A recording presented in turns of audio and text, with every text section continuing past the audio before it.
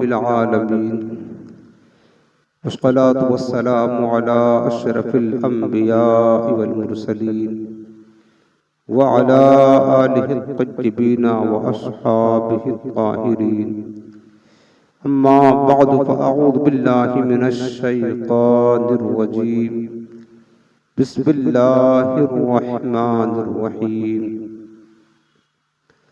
कुल इन काना आबाउकुम व अबनाउकुम व इख्वानुकुम व अज़वाजुकुम व अशीरतुकुम व अमवालुन इक़्तरफ़्तुमूहा व तिजारतुन तख़शौन कसादहा व मसाकिन तर्दौनहा अहब्ब इलैकुम मिनल्लाहि व रसूलिहि व जिहादिन फ़ी सबीलिहि फ़तरब्बसू हत्ता यअतियल्लाहु बिअम्रिहि वल्लाहु ला यहदिल क़ौमल फ़ासिक़ीन।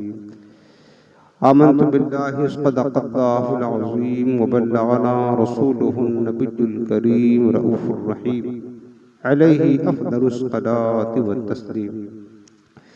अल्लाहुम्मा रब्बिश इश्रह ली सदरी व यस्सिर ली अमरी वहलुल उक़दतम मिन लिसानी यफ़क़हू क़ौली।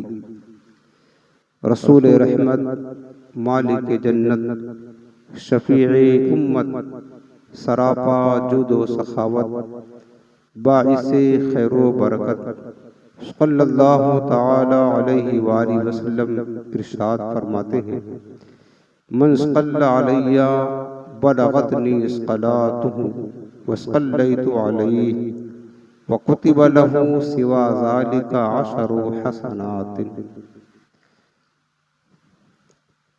रसूल करीम सल्लल्लाहु अलैहि वसल्लम इरशाद फरमाते हैं, जो शख्स मुझ पर दुरूद पाक पढ़ता है उसका दुरूद मेरी बारगाह में पहुँचता है और मैं खुद उसके लिए दुआए रहमत करता हूँ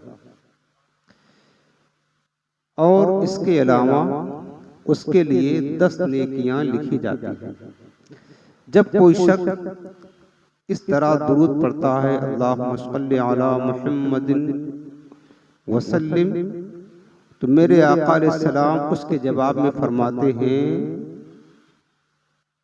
सल्लल्लाहु अलैका या फलान, यानी बंदा ये कहता है कि ऐ अल्लाह मेरे आका अलैहिस्सलाम पर रहमत नाज़िल फरमा।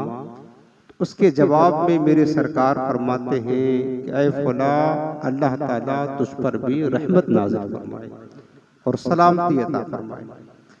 यानी आप यूं समझ लें कि दुरूद पाक हुजूर की बारगाह में पढ़ना, पेश करना, दुआए मुस्तफ़ा लेने का, कुर्बे मुस्तफ़ा पाने का एक बहुत बड़ा जरिया है। लिहाजा कोशिश ये किया करें कि अपनी ज़िंदगी में कसरत के साथ दुरूद व सलाम पढ़ा करें। आज ये निहायती मोहब्बत के साथ दिल लगाकर गुम्बद खज़रा का पुरनूर तसव्वुर अपने ज़हन व फिक्र में बसाकर, आँखों को बंद करके सरों को झुकाकर निहायती ताज़ीम व अदब के साथ मुस्तफ़ा जाने रहमत सल्लल्लाहु अलैहि वसल्लम की बारगाह में दुरूद व सलाम का नजराना पेश करें। अल्लाहुम्मा सल्लि अला सय्यिदिना व शफ़ीइना व करीमिना व मौलाना मुहम्मदिन व बारिक व सल्लिम। हाज़रीन मोहतरम, हफ्तावारी इस्लाही बयान अल्लाह की रहमत से हम और आप इसमें शरीक हैं। अल्लाह रब्बुल आलमीन की बारगाह में इंतजा है, अल्लाह ताला हमारा आना, बैठना, सुनना सब अपनी बारगाह में शर्फ़े कबूलियत से नवाजे और हमें बार बार इल्म दीन की पाकीज़ा महफिलों में हाजिर होने की सआदत अता फरमाए। आज के बयान का उन्वान ही बहुत ही अहम है, वह है मोहब्बत रसूल के तकाज़े। आज हर मुसलमान इस बात का दावा करता है कि हम हुजूर से मोहब्बत करते हैं और बेशक करते हैं, क्योंकि मोहब्बत रसूल के बगैर तो ईमान ही कहाँ है। आला हज़रत फरमाते हैं ना, अल्लाह की सरताबा कदम शान है, इंसान ही इंसान वो इंसान है ये, कुरान तो ईमान बताता है इन्हें और ईमान ये कहता है मेरी जान है। मेरे आका अलैहिस्सलाम की जो मोहब्बत है वो ईमान की रूह है, ईमान की बुनियाद है, ईमान की असास है, ईमान की जान है हुजूर की मोहब्बत। इसलिए आमाल तो बाद में देखे जाएंगे, सबसे पहले हुजूर की मोहब्बत जो असले ईमान है वो देखा जाएगा। कुरान अज़ीम की जो आयत करीमा हमने पढ़ी है, यह आयत मुबारका है सूरह तौबा की आयत नंबर 24। अल्लाह रब्बुल आलमीन ने इरशाद फरमाया, इस आयत करीमा का तर्जमा सुने, उसके बाद आगे बात करता हूँ कि हम हुजूर से मोहब्बत करते तो हैं और दावे मोहब्बत भी है, लेकिन मोहब्बत का कुछ तकाजा होता है। क्या हम उन तकाज़ों को पूरा करते हैं या नहीं? अगर पूरा करते हैं तो ठीक है, और नहीं पूरा करते तो हमें उन तकाज़ों को पूरा करने की जरूरत है। अल्लाह रब्बुल आलमीन ने फरमाया, कुल ऐ मेरे महबूब अलैहिस्सलाम, आप लोगों से फरमा दीजिए, इन कान आबाउकुम, अगर तुम्हारे आबाओ अजदाद बाप दादा, व अबनाउकुम, और तुम्हारी औलाद बेटे बेटियां, व इख्वानुकुम, तुम्हारे भाई, व अज़वाजुकुम, और तुम्हारी बीवियां, व अशीरतुकुम, और तुम्हारा कुंबा तुम्हारा खानदान, व अमवालुन इक़्तरफ़्तुमूहा, और वो माल जो तुमने कमाया है, जिसको तुमने मेहनत से हासिल किया है, व तिजारतुन तख़शौन कसादहा, और तुम्हारी वो तिजारत वो कारोबार जिसके नुकसान का तुम्हें डर लगा रहता है, व मसाकिन तरदौनहा, और वह मकानात जिसको तुम पसंद करते हो, जिसमें तुम बसते हो, रहते हो, जिससे तुम मोहब्बत करते हो। ये तमाम चीजें गिनाने के बाद अल्लाह ने फरमाया कि अहब्ब इलैकुम मिनल्लाहि व रसूलिही, अगर ये सब चीजें माँ बाप, औलाद, बीवियां, भाई बहन, कुंबा, खानदान, तिजारत, कारोबार, मकानात, ये सारी चीजें दुनिया की जो असबाब हैं, अल्लाह ने फरमाया कि अगर ये चीजें तुम्हें अल्लाह और उसके रसूल से ज्यादा महबूब हैं, तुम इन चीजों से ज्यादा मोहब्बत करते हो, व जिहादिन फी सबीली, और अल्लाह की राह में जिहाद करने से ज्यादा तुम्हें ये सारी चीजें पसंदीदा हैं, फतरब्बसू, तो फिर इंतजार करो। किस चीज का इंतजार करो? हत्ता यअती अल्लाह बिअमरी, यहाँ तक कि अल्लाह अपना फैसला सुनाए, अल्लाह ताला अपना हुक्म लाए, यानी अल्लाह का अजाब तुम पर कहीं ना आ जाए। वल्लाहु ला यहदिल कौमल फासिकीन, और अल्लाह फासिक कौम को हिदायत नहीं देता है।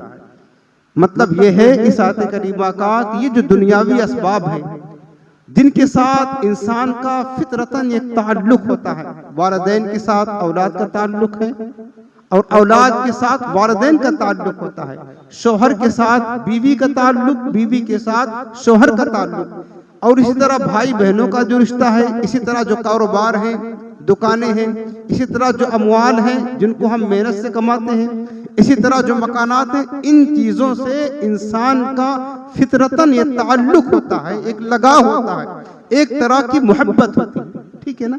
अल्लाह रब्बुल आलमीन ने ये नहीं फरमाया कि तुम इनसे मोहब्बत ना करो, नहीं, फितरी तौर पर इंसान का इन तमाम चीजों से मोहब्बत है और रहेगी।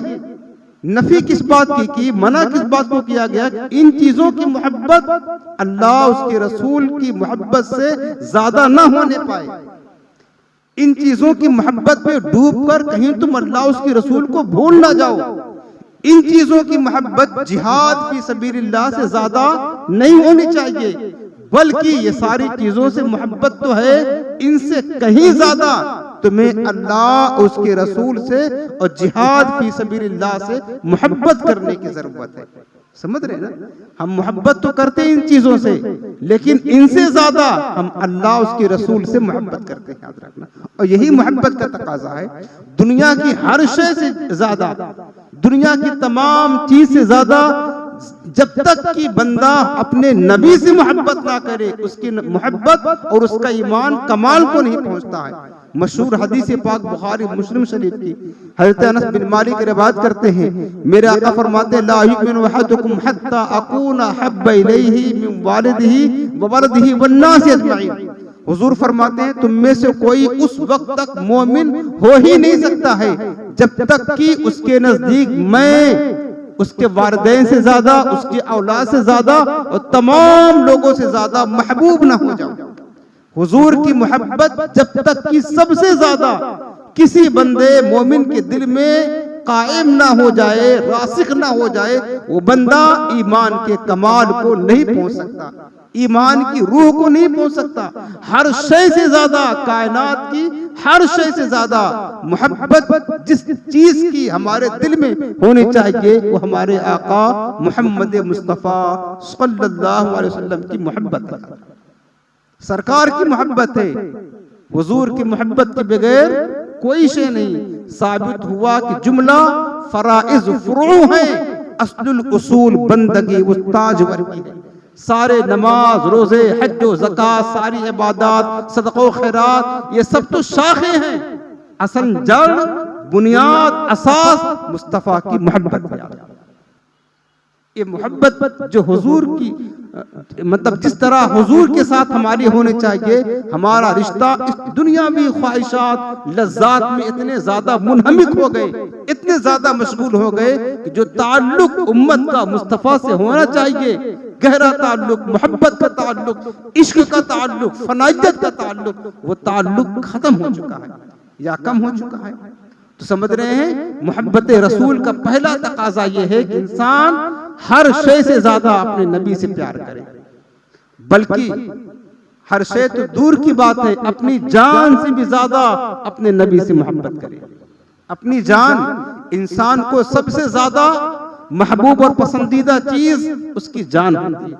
इस जान को बचाने के लिए इंसान क्या कुछ नहीं करता है, हर मशक्कत, हर तकलीफ बर्दाश्त करने के लिए तैयार होता है। अटैक आ जाए अभी, फिर देखिए हम कैसे कैसे भागते हैं, हॉस्पिटल जाते हैं, कितने रुपए खर्च करते हैं ताकि हमारी जान बच जाए, और जिंदगी की आखिरी सांस तक इंसान कोशिश में लगा रहता है किसी तरह जान बचाने में कामयाब हो जाए। तो ये जान इतनी कीमती चीज है, इतनी कीमती चीज है। बताया कि जिस तरह जान तुम्हारे नजदीक इतनी ज्यादा कीमती चीज है, इससे ज्यादा अपने नबी की मोहब्बत तुम्हारे दिल में होनी चाहिए। इससे ज्यादा कीमती चीज अपने महबूब की मोहब्बत दिल में होनी चाहिए, तब जाकर तुम मोमिन कामिल कहलाने के हकदार बनोगे। हुजूर की मोहब्बत का सबसे पहला तकाजा यह है कि बंदा हर शय से ज्यादा, हर चीज से ज्यादा, अपनी जान से भी ज्यादा किससे मोहब्बत करना है? अपने महबूब से मोहब्बत करना है। इस मोहब्बत को और बढ़ाएं, इस मोहब्बत का चिराग और रोशन करे। क्योंकि इंसान माँ बाप से क्यों मोहब्बत करता है? इसलिए करता है कि माँ बाप के बेशुमार एहसानात हम पर हैं, और अल्लाह उसके रसूल ने हुक्म दिया है माँ बाप से मोहब्बत करने का, उनकी खिदमत करने का, उनकी इताअत करने का। बेशुमार एहसानात हैं, वालिदैन के एहसानात औलाद पर इतने ज्यादा हैं, इतने ज्यादा हैं कि हम शुमार नहीं कर सकते। बताओ प्यारे, माँ बाप की जब इतने एहसानात हैं, उन एहसानात की बिना पर हमें हुक्म है कि माँ बाप की इताअत भी करे, नाफरमानी ना करे, उनसे प्यार करे, खिदमत भी करे। बताओ, माँ बाप से कहीं ज्यादा हम पर हमारे नबी का एहसान है, हम पर हमारे आका का एहसान है। माँ बाप ने तो जिस्म की परवरिश की है, हमारे मुस्तफा ने हमें ईमान दिया है, अल्लाह की मोहब्बत दी है, कुरान दिया है, दीन दिया है, जहन्नम से बचा करके जन्नत का रास्ता दिखाया है। सबसे ज्यादा उम्मत पर एहसान जिस हस्ती का है वह है मुस्तफा दाने रहमत का एहसान। इसी तरह हम औलाद से मोहब्बत करते हैं। क्यों? हमने उसे पैदा किया है, हमने औलाद को पैदा किया, तो तकाजा यह है कि औलाद से मोहब्बत फितरतन होती है। प्यारे, इससे ज्यादा मोहब्बत हमें हमारे नबी की होनी चाहिए कि हमारे नबी अलैहिस्सलाम ने, हमारे आका अलैहिस्सलाम ने हर तरह रूहानी तरबियत फरमाई है, हमें दीन दिया, और हर नेमत जो हम तक पहुंचती है, जो हमें मिलती है या जो मिली है, वो हमारे नबी करीम के सदक़े में मिली है। लिहाजा औलाद से भी ज्यादा मोहब्बत होनी चाहिए। इसी तरह इंसान अपनी बीवी से मोहब्बत करता है, क्यों? इसलिए कि बीवी उसकी शरीक हयात है, जिंदगी भर का साथी है, मरते दम तक तुम्हारी बीवी तुम्हारी खिदमत करती है, तुम्हारी हम सफर बनती है, हम रफीक बनती है, तुम्हारे साथ साथ चलती है, तुम्हारी मदद करती है। कब तक? जब तक की सांसें चल रही हैं, तब तक तुम्हारी बीवी तुम्हारा हम शरीक है। प्यारे, जब बीवी हमारी मौत तक हमारा साथी है तो हमें हुक्म है हम उससे मोहब्बत करें, उसके हुकूक अदा करें और उसके साथ प्यार का बर्ताव करें। फितरतन बीवी से मोहब्बत होती है। तो बताओ, जो बीवी हमारी मौत तक हमारी शरीक हयात है और हमारी मदद करती है, और हमारे आका अलैहिस्सलाम सिर्फ हमारी मौत तक नहीं, मौत तक तो हमारे आका ने तमाम नेमतें दी हैं। मरने के बाद जब कब्र में जाएंगे वहां ना बीवी आएगी, ना बेटा आएगा, ना माँ बाप आएंगे, ना दोस्त आएगा, कोई नहीं आएगा। कब्र में हमारी अंधेरी कब्र को रोशन करने के लिए मुस्तफा ही तशरीफ लाएंगे। मेरे आका तो सारी जिंदगी हमारे शरीक, हमारे साथी, और कब्र में जब सब साथ छोड़ जाएंगे वहां भी मेरे आका अलैहिस्सलाम हमें हमारा साथ देंगे। और उसके बाद वहीं तक नहीं, मरने के बाद, उसके बाद जब मर जाएंगे कब्र में, और कब्र से उठने के बाद कयामत के दिन, महशर के दिन भी मेरे आका अलैहिस्सलाम हमारी शफाअत फरमा करके जन्नत में दाखिल करेंगे। तो बताओ, इतने सारे एहसानात हैं। तो ये तकाजा है मोहब्बत का कि बंदा सबसे ज्यादा किससे मोहब्बत करे?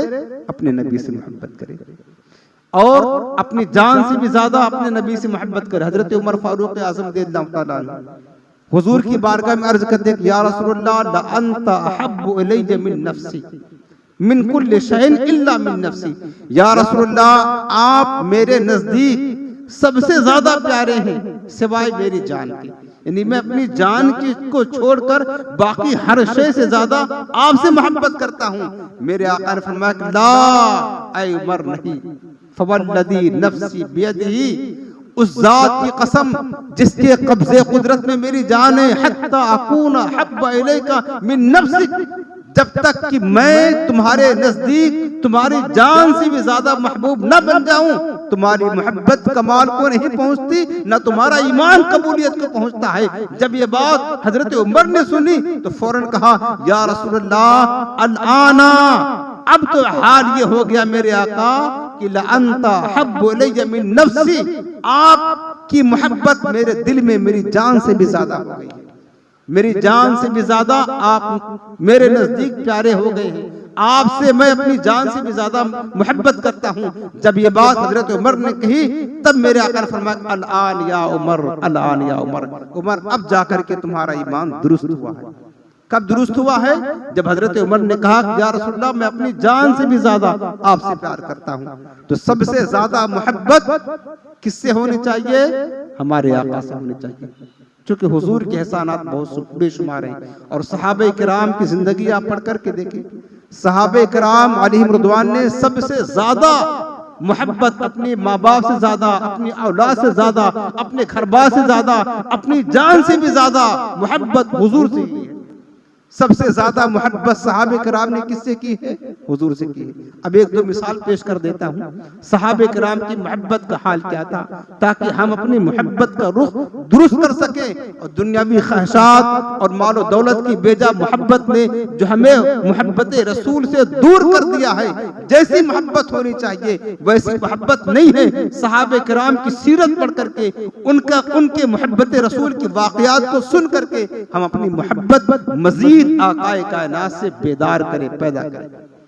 ये तारीखी वाक़या है। गज़वे उहद के बाद सन 3 हिजरी में गज़वे उहद हुआ था।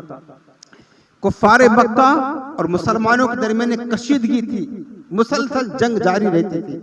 गज़वे उहद के बाद कुफ़ारे मक्का ने एक साजिश रची, और साजिश क्या थी कि चंद लोग मक्का के काफिरों में से चंद लोग मदीने तैयबा हुजूर की बारगाह में आए, और उन्होंने अपने आप को मुसलमान जाहिर करना चाहा, और उन्होंने आकर कहा कि या रसूल अल्लाह, या रसूल अल्लाह, हम लोगों ने बुतों की बहुत पूजा की है, अब हमारा दिल बुतों की परस्तिश से बरगश्ता हो गया है।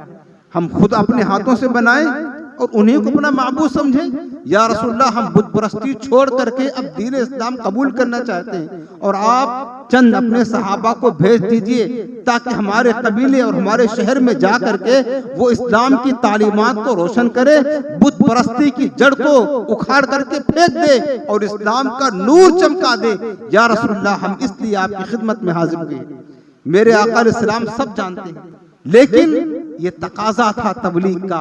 उनके कहने पर अल्लाह के महबूब अलैहिस्सलाम ने चंद गजूर सहाबा को उनके साथ रवाना कर दिया, जिनमें हजरत ज़ैद बिन दसना थे, हजरत खुबैब बिन अदी थे, आसिम बिन साबित थे रज़ियल्लाहु ताला अन्हु। ये सहाबे कराम और भी सहाबे कराम सरकार ने रवाना कर दिया। मक्का के मुशरिकीन सहाबा को लेकर के अपने साथ चले। मक्का के करीब एक हज़र नामी बस्ती थी, वहां पर रुके और वहां पर कयाम किया। तो कुफ्फारे मक्का ने खामोशी के साथ मक्का वालों को पैगाम भेज दिया कि देखो, हम मुसलमानों के चंद लोगों को लेकर के आए हैं, ऐसा करो कि तुम एक फौज लेकर आ जाओ, हम इनसे बदला लेंगे, उहद का बदला लेंगे, बद्र का बदला लेंगे, इन्हें कत्ल करेंगे। जब उन्हें खबर पहुंची तो मक्का के कुफ्फार एक फौज लेकर के वहां पहुंच गए। अब ये जो मुसलमान थे, सहाबे किराम थे, इन्होंने समझा, देखा कि इन्होंने हमको धोखा दिया है, ये तो लड़ाई करना चाहते हैं। तो ये लोग भी मुकाबले के लिए तैयार हो गए, अपनी तलवारें निकाली। जांबाज थे, सहाबी थे और इस्लामी खून दिलों में रासिख था, ईमान पुख्ता था, तलवार निकाल ली। तो काफिरों ने कहा कि देखो, हम तुम्हें कत्ल नहीं करना चाहते हैं, हम सिर्फ तुम्हें गिरफ्तार करेंगे और अपने साथ लेकर के जाएंगे। सहाबा ने कहा कि हम काफिरों के हाथों गिरफ्तार होना नहीं चाहते हैं, हम तुम्हारा मुकाबला करेंगे। हत्ता की लड़ाई शुरू हो गई, मुकाबला जारी हो गया। तो इन मुशरिकीनों की तादाद ज्यादा थी, इन्होंने क्या किया कि तमाम सहाबा को कत्ल कर दिया, लेकिन 2 सहाबा को जिंदा गिरफ्तार करने में कामयाब हो गए, हजरत ज़ैद बिन दसना और हजरत खुबैब बिन अदी रज़ियल्लाहु ताला अन्हु। इन्हें गिरफ्तार कर लिया। गिरफ्तार करने के बाद अबू सुफियान उस वक्त ईमान ना लाए थे, तो हजरत ज़ैद बिन दसना को फांसी के तख्त पर चढ़ा दिया, कत्ल करने के लिए खड़ा किया। अबू सुफियान कहने लगे कि ज़ैद बिन दसना, कैसा लग रहा है? अब तो तुम्हारी मौत का वक्त करीब है, खौफ आ रहा है, डर लग रही है, सहाबा का ईमान देखे और मोहब्बत रसूल का जज्बा देखे। हजरत ज़ैद बिन दसना ने कहा, अबू सुफियान नहीं, आज तो बड़ी खुशी हो रही है। कहा, किस बात की खुशी? कहा, जिंदगी में पहली बार जामे शहादत नोश करने का मौका मिल रहा है, जामे शहादत नोश करने की सआदत मिल रही है, इससे बड़ी खुशी क्या है? और अबू सुफियान, सुनो, मौत मेरी निगाहों के सामने है, लेकिन ईमान की हलावत और मिठास से मेरी जबान तर है। मैं डर नहीं रहा हूं, बल्कि मुझे तो खुशी हो रही है, मुझे तो खुशी हो रही है। अबू सुफियान कहने लगे, ज़ैद बिन दसना, बताओ, अंशदुका बिल्लाह, मैं तुझे अल्लाह की कसम देकर पूछता हूँ, ये बताओ कि तू तो जिसके खातिर जान कुर्बान करने के लिए तैयार है, आज फांसी के तख्ते पर है, तेरे बीवी बच्चे न जाने किस हाल में होंगे, तू यही सोच रहा होगा जिनके खातिर ये नौबत आई है, काश वो मोहम्मद, वो तेरे नबी आज तेरी जगह फांसी के तख्ते पर होते और तू जो है ना अपने बाल बच्चों में खुश होता, तो तुझे कैसा महसूस होता? जब ये बात ज़ैद बिन दसना ने सुनी, जलाल में आ गए, फांसी के तख्ते पर है। फरमाने लगे, अबू सुफियान, तू क्या कहता है?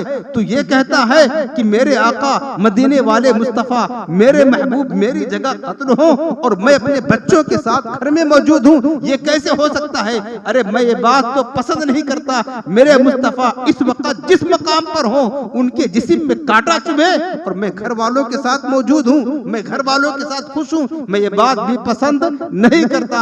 अबू सुफियान कहने लगे, यार मैंने तो इसे मुतज़ल्ज़ल करने की कोशिश की, ईमान से बरगश्ता करने की कोशिश की, लेकिन अबू सुफियान के कलिमात थे, मैंने बड़े बड़े वफादारों को देखा है, मा रअयतु अहदन मिनन नास अन युहिब्बा अहदन कमा युहिब्बु अस्हाबु मुहम्मदिन मुहम्मदा।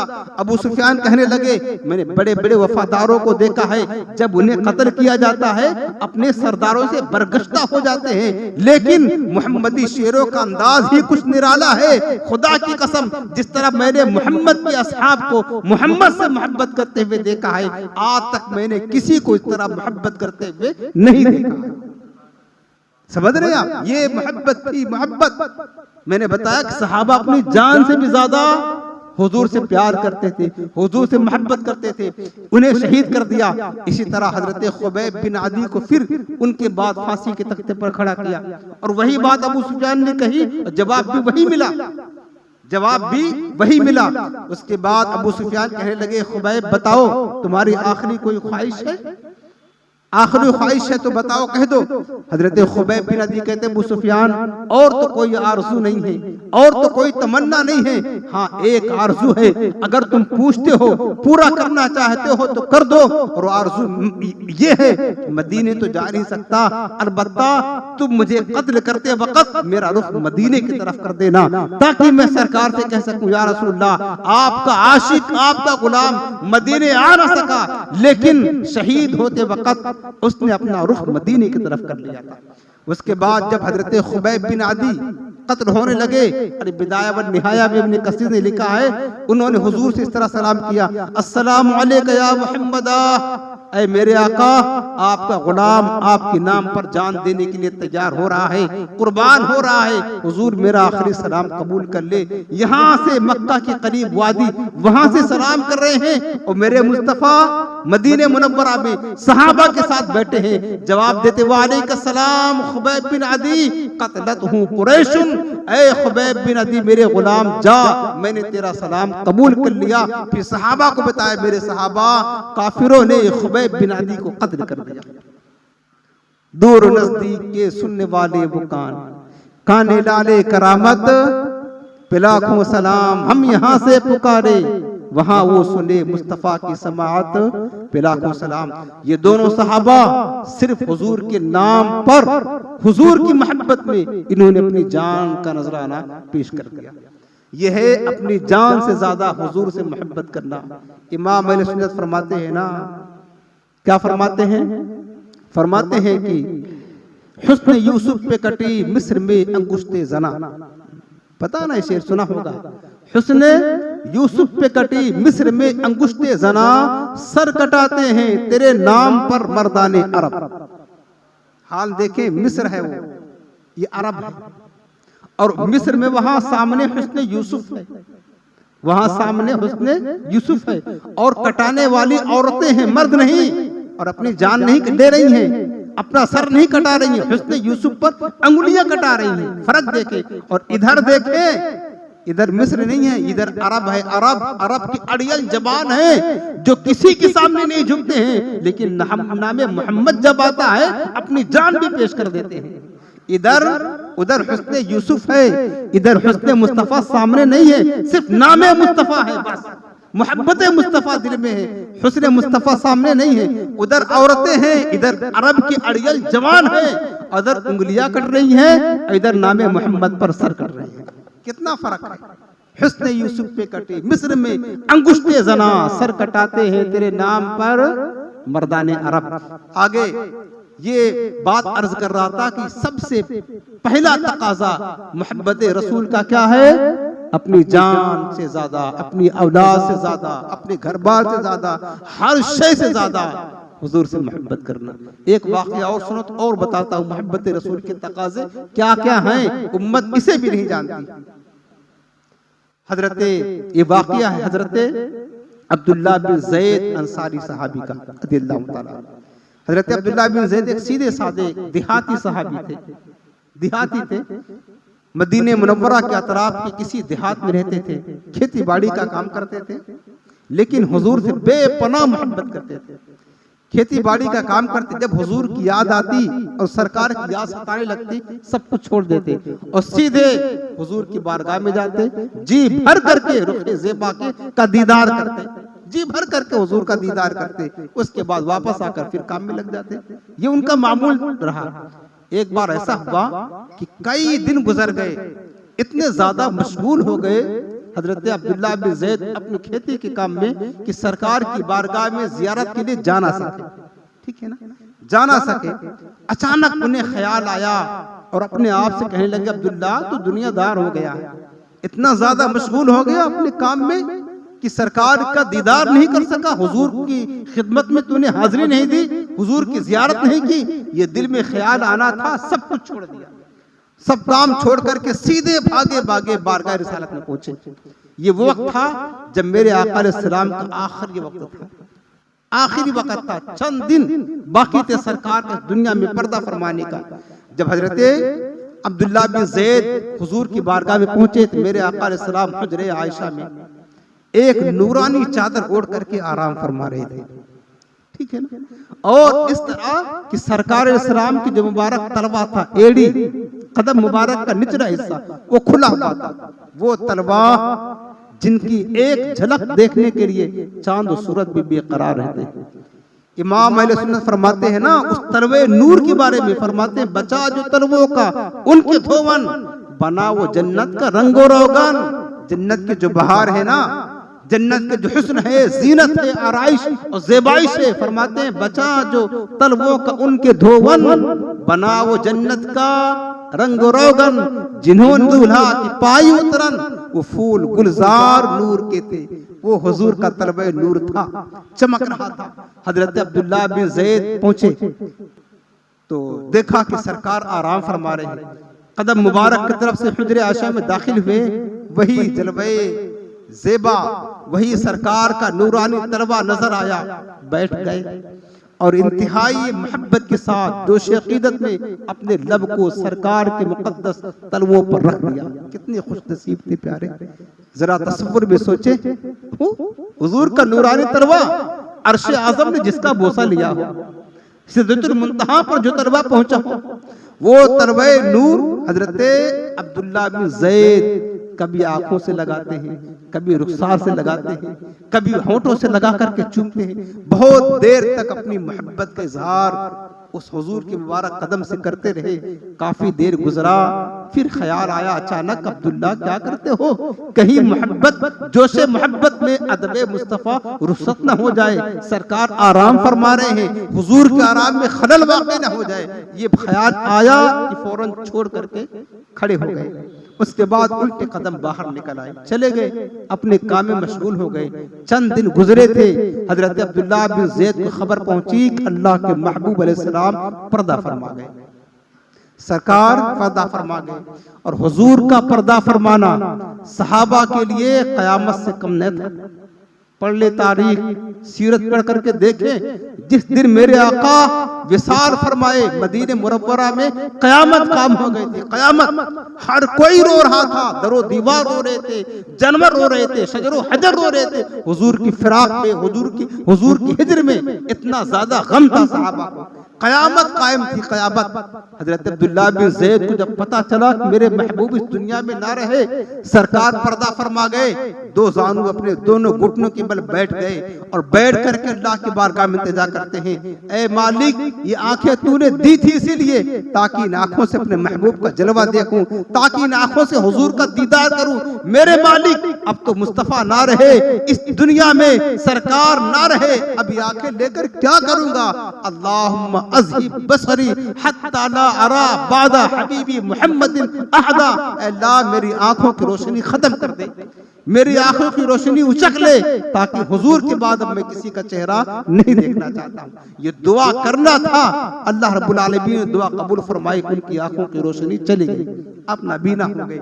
किसी ने कहा कि अब्दुल्ला तुम नाबीना हो गए, कहा नाबीना नहीं हुआ, ये तो मैंने खुद इख्तियार किया, अब बचा है क्या कि हुजूर के बाद में किसी और का दीदार करूं।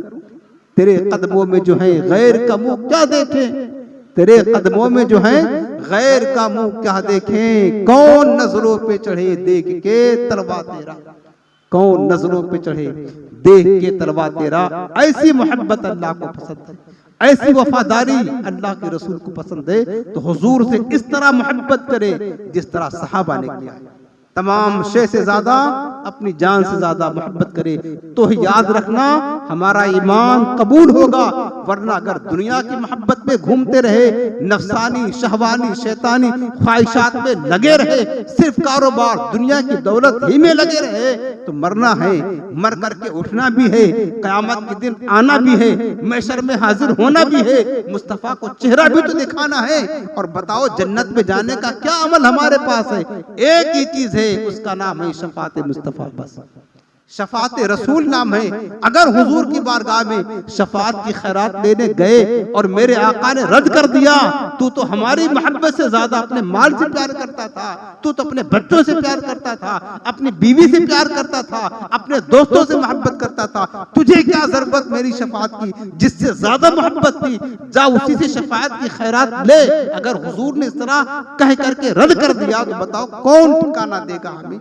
उस दिन कौन पनाह देगा? किसकी पनाह मिलेगी? कौन हमें जन्नत में दाखिल करवाएगा? कोई नहीं होगा। लिहाजा मुसलमानों, मोहब्बत रसूल का पहला तकाजा क्या है? हुजूर से दिलो जान से मोहब्बत का ताल्लुक मजबूत करे, मजबूत। ये ताल्लुक मुसलमानों का जो हुजूर के साथ है ना, ये बहुत कमजोर तरीन हो चुका, कमजोर तरीन हो चुका। अगला देखें, दूसरा तकाजा मोहब्बत रसूल का ये है कि हुजूर की इत्तिबा करें। इत्तिबा समझते हैं? इत्तिबा कहते हैं पैरवी करना, हुजूर के नक्शे कदम पर चलना। इसका आसान मतलब यह है कि जो चीज अल्लाह के महबूब पसंद करते हैं वही करें, और जिसको ना पसंद करते हैं उसको छोड़ दे, बस। यह है इत्तिबा रसूल। सहाबा ने किया है, और मोहब्बत करने वाला जिससे मोहब्बत करता है, प्यार करता है, वो यही चाहता है ना अपने महबूब की हर शय में मुआफिकत करे, हर शय में क्या करे? अपने महबूब की मुआफिकत करे। तो इत्तिबाए रसूल, कुरान ने फरमाया, और इत्तिबाए रसूल के बगैर तो खुदा भी नहीं मिलता यार, खुदा भी इत्तिबाए रसूल के बगैर नहीं मिलता। कुरान फरमाता, कुल इन कुंतुम तुहिब्बूनल्लाह फत्तबिऊनी, ऐ महबूब तुम इन लोगों से फरमा दो, ऐ लोगों अगर तुम अल्लाह से मोहब्बत करने के दावेदार हो तो सुन लो, फत्तबिऊनी, मेरी इत्तिबा करो, मेरे नक्शे कदम पर चलो, मेरी पैरवी करो। युहिब्बुकुमुल्लाह, अगर तुम मेरी इत्तिबा करोगे तब जाकर तुम्हें अल्लाह से मोहब्बत नसीब होगी, तब अल्लाह तुमसे प्यार करेगा, तब तुम्हें खुदा मिलेगा। तो इत्तिबाए रसूल वो शय है कि जिसको करने से खुदा मिल जाता है, खुदा मिल जाता है। बगैर इत्तिबाए रसूल की कोई चारा नहीं है। ये तकाजा है कि अगर हम जिससे मोहब्बत करते हैं ना उसकी इत्तिबा करें, और ऐसी इत्तिबा करें जैसे सहाबा ने की है। रिवायत में लिखा है, एक सहाबी हुजूर की बारगाह में आए और उन्होंने आकर के सलाम अर्ज किया। मेरे आका करीम ने मुंह फेर लिया, सलाम कबूल नहीं किया। और सहाबा से हुजूर का मुंह फेरना किसी सहाबी से, ये उसके लिए क़यामत थी, उसकी मौत थी, मौत। सहाबा इतना ज्यादा हुजूर से प्यार करते थे। उन्होंने अर्ज किया, या रसूलल्लाह, आखिर मुझसे कौन सी खता सरजद हो गई, आपने मुंह फेर लिया। मेरे आका करीम ने कुछ बोला नहीं, सिर्फ उसके हाथ की उंगली की तरफ इशारा किया। उसने अपने हाथ की उंगली में सोने की अंगूठी पहन रखा था, और हुजूर ने फरमाया, इन्ना ज़हबा वल फिद्दता हरामुन ज़ुकूर उम्मती, सोना और चांदी मेरे उम्मत के मर्दों पर हराम है। वो पहन रखा था, सोने की एक अंगूठी पहन रखा था। यहाँ तो लोग सोने की जो है ना गले में पूरा हार ही पहन करके रखते हैं, मर्द हराम है, सोने का पहनते हैं हार, और ऐसे घूमते हैं, फख्र करते हैं, तकब्बुर करते हैं। आका करीम ने मुंह फेर लिया। जब उन्होंने ये देखा कि सबब ये है, फौरन अंगूठी उतारी, सोने की उतार करके फेंक दी।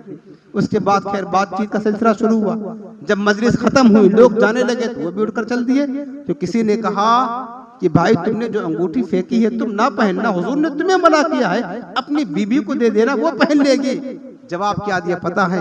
फरमाया, जिस चीज को मेरे आका अलैहिस्सलाम ने नापसंदीदगी की निगाह से देख लिया है, मैं उसे कैसे पसंद कर सकता हूँ, उसे कैसे ले सकता हूँ, उसे कैसे उठा सकता हूँ। लिहाजा मैं उसे कबूल नहीं करूंगा। जो फेंक दिया चूंकि आका ने ना पसंद कर लिया था, अब मैं उसे छू नहीं सकता। ये इत्तिबा है, इसको कहते हैं इत्तिबा। जो चीज हुजूर ने पसंद नहीं किया हम भी उसको पसंद ना करें। इसी तरीके से मेरे आका अलैहिस्सलाम मदीने मुनव्वरा की गली से गुजर रहे थे। देखा कि एक मकान था, गुंबद नुमा मकान, यानी आलीशान मकान था। सरकार खड़े हो गए, उस मकान को देखने लगे।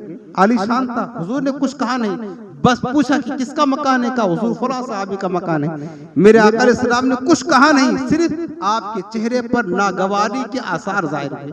चले गए, गुजर गए। किसी ने उस सहाबी को बता दिया जाकर कि हुजूर तुम्हारे मकान के करीब से गुजरे थे और सरकार ने ऐसा जाहिर किया, सरकार ने गोया कि पसंद नहीं किया। बस वो सहाबी जब उन्होंने सुना, पूछा नहीं हुजूर से पहले, उन्होंने सुना कि मेरे आका अलैहिस्सलाम को ये मकान पसंद नहीं, उधार लेकर आए और उन्होंने उस मकान को जमी बोस कर दिया, गिरा दिया सारा मकान। उसके बाद फिर घर चले गए। फिर 2-4 दिन के बाद हुजूर उस रास्ते से फिर गुजरे, देखा कि आज वो मकान नहीं है। पूछने लगे कि उस दिन तो गुजरे थे तो मकान था, आज मकान क्या हो गया?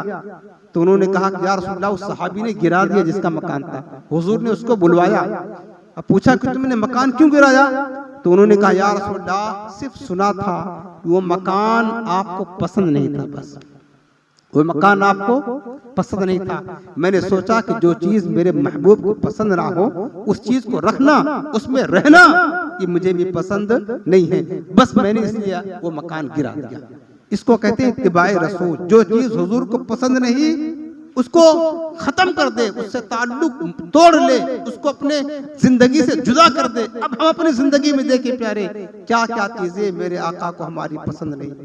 नमाज कज़ा करना हमारे आका को पसंद नहीं, दाढ़ी मुडारा मेरे आका को पसंद नहीं, झूठ बोलना सरकार को पसंद नहीं है, इसी तरीके से गीबत करना, बुराई करना, गाने बाजे सुनना, फिल्में ड्रामे देखना, बेहयाई करना, बुरे दोस्तों की सोहबत रखना, हजारों चीजें ऐसी हमारे अमाल जो मेरे आका को पसंद नहीं है। और हम कैसे पसंद करते हैं ये हमें गौर करना। और हम कैसे मोहब्बत करने वाले, कैसे आशिक है, हमें गौर करना। मोहब्बत का तकाजा ये है कि जो मुस्तफ़ा को पसंद वही उम्मती को पसंद, और जो उम्मती को, जो मुस्तफ़ा को नापसंद वो उम्मती को भी नापसंद हो। ये इत्तिबाए रसूल कहते हैं। तो इत्तिबाए रसूल ये मोहब्बत रसूल का तकाजा है। आगे चले फिर मोहब्बत रसूल का तीसरा तकाजा ये है कि बंदा कुरान अजीम से मोहब्बत करे। किससे मोहब्बत करे आप सुनते जाएं, मुख्तसर में बात खत्म कर दूंगा, टाइम ज्यादा हो गया। मोहब्बत रसूल का तकाजा है किससे मोहब्बत करे? कुरान से मोहब्बत करे। कुरान क्या है? ये कुरान क्या है जानते हो? कुरान हुजूर की नबुव्वत की सबसे बड़ी दलील है। सरकार की नबुव्वत की क्या है? कुरान दलील है। और कुरान क्या है? कुरान अल्लाह का कलाम है। किसने बताया अल्लाह का कलाम है? ज़बाने मुस्तफ़ा ने बताया अल्लाह का कलाम है कलाम महबूब हकीकी रब्बे कायनात का, लेकिन बताने वाली जात मुस्तफ़ा की है, पहचान कराने वाली जात हुजूर की है। और हुजूर के ज़बान अक़दस से कलाम जारी हुआ, हुजूर ने बताया कलाम है।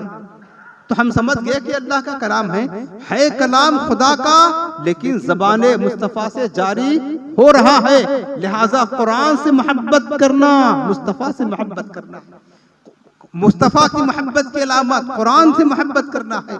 तो जो हुजूर से मोहब्बत का दावेदार है उसे चाहिए कि कुरान से मोहब्बत करे। चूंकि एक जाहिर सी बात है, एक इंसान है जब किसी से मोहब्बत करता है ना, बहुत प्यार करता है, उसकी ख्वाहिश होती है कि अपने महबूब का कलाम हर वक्त सुनते रहे, अपने महबूब के कलाम की लज्जतें हमारे कानों को मिलती रहे, अपने महबूब की बातें ही सुनते रहे, जितना महबूब सुनाता जाए सुनते रहे, रात हो दिन हो सुबह हो शाम हो, बस बात करते रहे, उसका कलाम सुनते रहे। इसी तरीके से मोहब्बत रसूल का तकाजा ये है, आप हुजूर से मोहब्बत करते हो तो हुजूर के कलाम से मोहब्बत करो। फिर हुजूर के कलाम से जब मोहब्बत करोगे तो तुम्हारा जी चाहेगा जितना मर्जी चाहे कुरान सुनते रहे, अल्लाह का कलाम सुनते रहे, अल्लाह का कलाम पढ़ते रहे। यही मोहब्बत रसूल का तकाजा। अब हम खुद गौर करें, हम खुद गौर करें, कुरान से मोहब्बत करना है हमें, लेकिन हम किससे मोहब्बत करते हैं? हमारे कानों में ज्यादा आवाजें गाने की आती हैं कि कुरान की आती है? हम क्या चीज ज्यादा सुनते हैं? म्यूजिक सुनते हैं या कुरान सुनते हैं? अब खुद गौर करें। और हम हुजूर से मोहब्बत करते हैं, तकाजा तो ये था कि ज्यादा हम कुरान सुने, कुरान से मोहब्बत करें, कुरान पढ़ें, कुरान की तिलावत करें, कुरान सुने, कुरान की दावत को आम करें। लेकिन नहीं, हम दूसरी चीजें तो सुनते हैं। किससे ज्यादा मोहब्बत है? मोबाइल से मोहब्बत है कि कुरान से मोहब्बत है? सुबह हम उठते हैं, जब सुबह उठते हैं हमारे हाथ में कुरान होता है, कुरान खोलते हैं या मोबाइल व्हाट्सएप का मैसेज खोलते हैं? खुद गौर करें। अगर आप गौर करेंगे आपको पता चलेगा नहीं, हमारी मोहब्बत झूठी। मोहब्बत तो करते लेकिन तकाज़े मोहब्बत अदा नहीं करते। हम सुबह उठते हैं तो कुरान के बजाय मोबाइल होता है, कुरान खोलने के बजाय मैसेज खोलते हैं, मोबाइल खोलते हैं। हमें ज्यादा मोबाइल से मोहब्बत है, कुरान से नहीं है। मुसलमानों, आप हुजूर के दीवाने हो, हुजूर की उम्मत हो, मोबाइल की उम्मत नहीं हो। मोहब्बत कुरान से करें, सुबह उठे तो कुरान, सोए तो कुरान, कुरान की मोहब्बत, हुजूर की मोहब्बत का तकाजा है। आगे चले, मोहब्बत रसूल का तकाजा है कि एक हुजूर की सुन्नत से मोहब्बत की जाए। किससे मोहब्बत की जाए? सुन्नत से। मेरे आका अलैहिस्सलाम फरमाते मन अहब्ब सुन्नती फक़द अहब्बनी व मन अहब्बनी काना मअय फिल जन्नह। जिसने मुझसे मोहब्बत की, जिसने मेरी सुन्नत से मोहब्बत की, उसने मुझसे मोहब्बत की, और जो मुझसे मोहब्बत करता है वो मेरे साथ जन्नत में जाएगा। ठीक है ना? हुजूर की सुन्नत से मोहब्बत करे, हुजूर के तरीके से मोहब्बत करे। और ये मोहब्बत करने वाला एक वाज़ेह हकीकत है कि जिससे मोहब्बत करता है वो चाहता है कि उसकी अदाओं को अपनाए, उसकी नकल उतारे। वो देखता है कि मेरा महबूब क्या खाता है वो खाए, क्या पहनता है वो करे, कैसा बोलता है उस तरह वो कोशिश करता है। आप दुनियादारों को नहीं देखा? एक फैशनेबल नौजवान, दुनियादार नौजवान, मॉडल नौजवान आप रोजाना देखते हो, उसके बाल की स्टाइल कैसे होती है, उसके कपड़े की स्टाइल कैसी होती है, जींस कैसे फटी होती है, ये कहां से पा रहा है? अपने घर से इजाद तो नहीं किया। बाल की स्टाइल किसी फिल्मी एक्टर की मोहब्बत की अलामत है। कपड़े की स्टाइल, रहन सहने की स्टाइल, मेकअप की स्टाइल, बातचीत करने की स्टाइल वो किसकी है? वो जिसको फॉलो करता है, जिसकी पैरवी करता है, एक दुनियादार काफिर हीरो की पैरवी करता है। वो बदनसीब के नसीब में यही लिखा था, यही था कि बजाय मोहम्मद मुस्तफा की मोहब्बत की नकल उतारने की, पैरवी करने की, एक दुनियादार काफिर फासिक फाजिर इंसान की पैरवी करता है। चाहिए था कि बाल की स्टाइल मुस्तफा जैसी होती, कपड़े की स्टाइल मुस्तफा जैसी होती। आप खुद गौर करें, एक बंदा वो है जो दीनदार है, जिसके चेहरे पर सुन्नत के मुताबिक दाढ़ी शरीफ है, जिसका लिबास सुन्नत के मुताबिक है, सर पर इमामा शरीफ है, उसको खड़ा कर दे। और एक वो जो मॉडल है, जिसका स्टाइल भी जो है ना फिल्मी अदाकारों के जैसा है, जिसका चेहरा भी अदाकारों जैसा है, जिसका लिबास भी जो है ना दुनियादारों जैसा है, दोनों को खड़ा करे। आप पूछे, खुद फैसला करें, आपसे पूछा जाए बताओ इनमें से कौन है जिसके जाहिर से हुजूर की मोहब्बत झलक रही हो? आप उसी की तरफ इशारा करोगे जो दीनदार लग रहा है, जिस चेहरे पर दाढ़ी शरीफ सजी है, जिसका लिबास सुन्नत के मुताबिक है, जिसके सर पर इमामा सजा हुआ है। आप कहोगे कि यही हुजूर से मोहब्बत करता है। अब दूसरे की बात तुम कहोगे ये जो दूसरा खड़ा है मॉडल मर करके और बाल खड़ा किया हुआ, बड़ा फैशनेबल स्टाइल कर रहा है, वो कौन है? कहीं तो हीरो से मोहब्बत करता है, ये दुनियादारों से मोहब्बत करता है, ये काफिरों से मोहब्बत करता है। तो प्यारे, हमारे जो किरदार है, वज़ाक़त है ना, ये भी मुस्तफा की मोहब्बत की दलील हुआ करता है। आशिक ये चाहता है, मुहिब ये चाहता है जिससे प्यार करे, फिर उसकी अदाओं को अपनाए, उसकी नकल उतारे, उसकी सुन्नत को अदा करे। सहाबे किराम तो सुन्नत आदिया नहीं छोड़ा करते थे। सुन्नत आदिया, हजरत अब्दुल्लाह बिन उमर रिवायत में है, एक रास्ते से गुजर रहे थे, हज करने जा रहे थे गालिबन, एक रास्ते से गुजर रहे थे, सर के ऊपर एक बबूल का दरख्त पड़ा, आप गुजर गए, इमामा नहीं फंसा।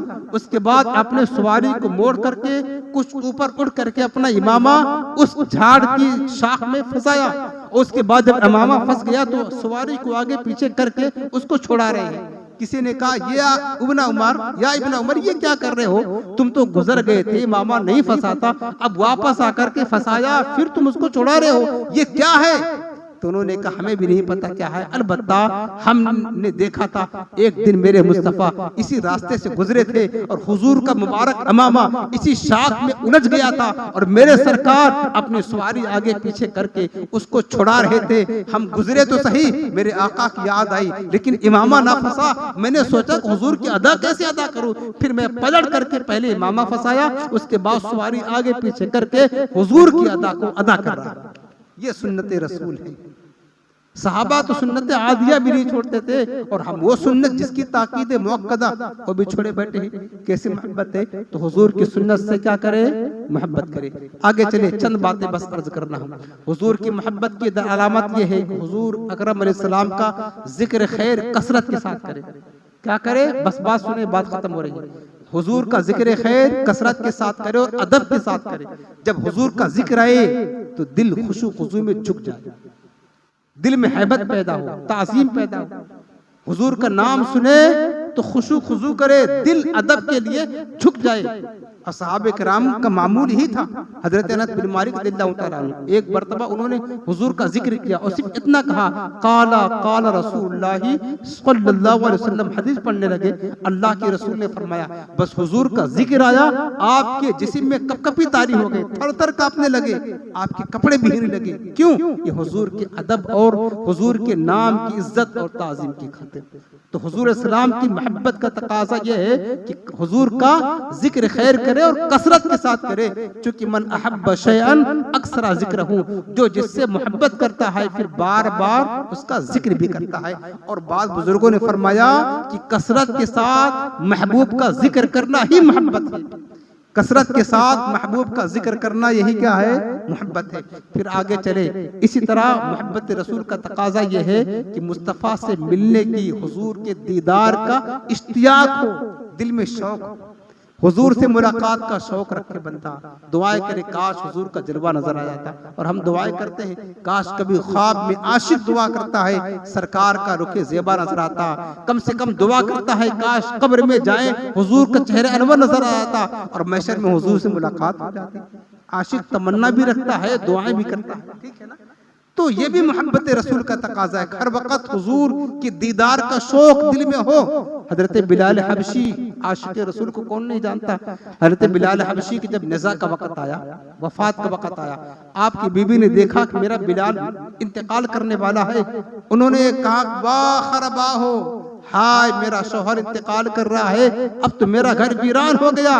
हजरत बिलाल अभी जिंदा थे, कहने लगे ऐसा मत कहें, ऐसा मत के, बल्कि एक वातरबन गदन अलकल अहिब्बता मुहम्मदिन व अस्हाबा, कहा मेरी जोजा ऐसा मत के, बल्कि तो मेरे लिए खुशी की बात है, मौत हो रही है, नज़ा का आलम है, कहा ये तो मेरे लिए खुशी की बात है।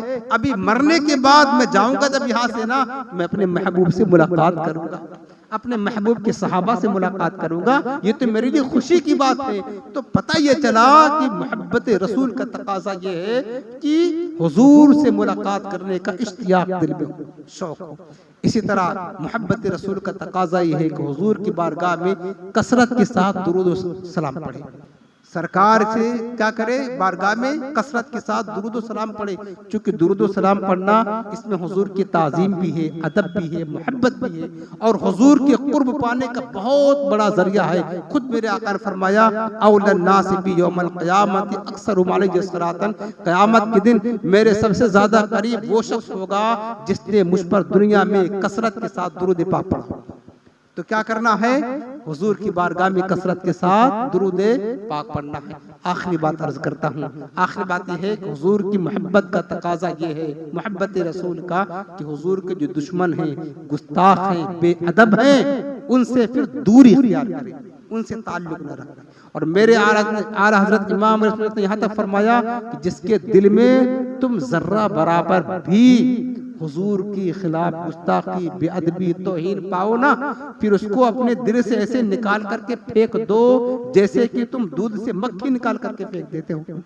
अगरचे तुम्हारा बाप ही क्यों ना हो, तुम्हारा बेटा ही क्यों ना हो, तुम्हारा भाई ही क्यों ना हो, तुम्हारी बीबी ही क्यों ना हो, लेकिन अगर मुस्तफा के खिलाफ उसके दिल में जर्रा बराबर भी कुछ शक व शुबा है, गुस्ताखी है, फिर वो तुम्हारा नहीं हो सकता है। तो हुजूर के दोस्तों से, हुजूर के मुहिब्बीन से मोहब्बत रखना और हुजूर के गुस्ताखों से, हुजूर के दुश्मनों से दुश्मनी रखना, ये भी मोहब्बत रसूल का तकाजा है। बस ये बात करना था लोगों, अपने दिल को हुजूर की मोहब्बत का आशियाना बनाएं, अपने दिल में सरकार की मोहब्बत का चिराग जलाएं, चूंकि यही चिराग हमारी दुनिया को रोशन करेगा और यही चिराग रसूल, मोहब्बत रसूल हमारी कब्र को रोशन करेगा। और यही चिराग जब जलेंगे ना तो महशर में भी रोशन होगी। हुजूर की मोहब्बत बड़ी नेमत है, बड़ी दौलत है, इसके बगैर सब बेकार है, कुछ भी नहीं। अल्लाह की सरताबा कदम शान है ये, इंसान नहीं इंसान वो इंसान है। कुरान तो ईमान बताता है, ईमान ये कहता है मेरी जान है। अल्लाह हमें हुजूर की मोहब्बत का सदका अता फरमाए, हम सबको आका की मोहब्बत में जीना और हुजूर की मोहब्बत में मरना नसीब फरमाए। आमीन बिजाह नबी करीम।